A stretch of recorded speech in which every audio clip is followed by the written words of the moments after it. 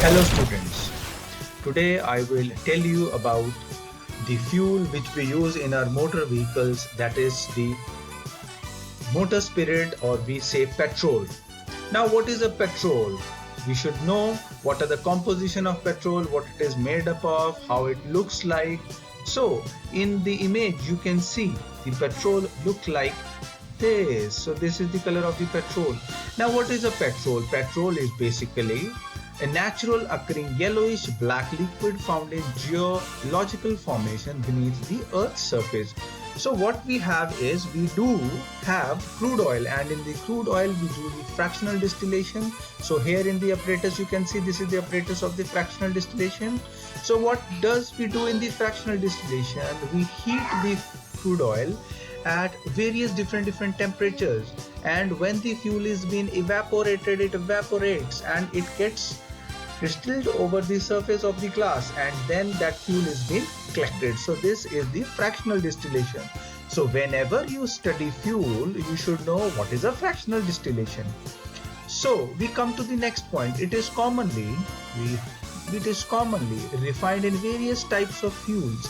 The components of petroleum are separated using a technique called fractional distillation. I already told you students, that is separation of liquid mixture into fractional, different in boiling points by means of distillation.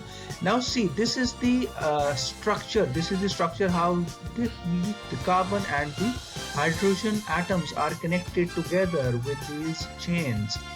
Now we call the fuel petrol octane. What is an octane? An octane is a hydrocarbon found in petroleums, that is lines that are represented with single bonds. The black spheres represent the carbon. So this is the carbon. This point is the carbon, while the white sphere represents the hydrogen.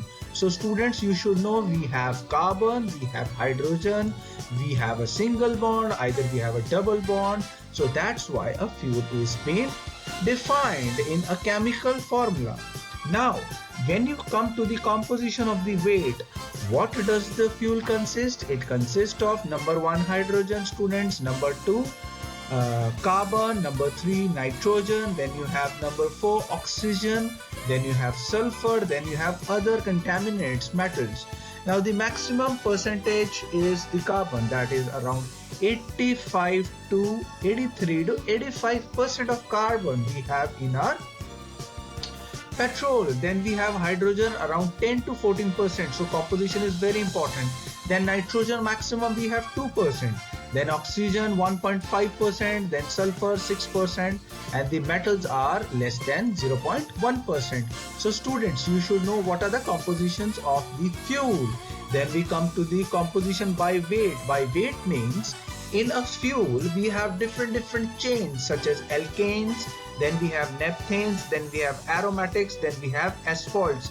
So basically what are these? These are the names of the families of hydrocarbons: alkanes, naphthanes, aromatics, and aliphates. So what we can observe from here is, suppose we have a particular composition of a fuel that has 49% of naphthanes, and that has 30% of alkanes, that has 15% of aromatics, then has 6% of alphatics. So what we have learned from this current slide, we have learned what is a fuel, what it is made up of, what it is composition, how it has been derived.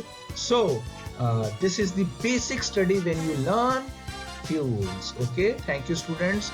In the next class we will discuss about the diesel fuels.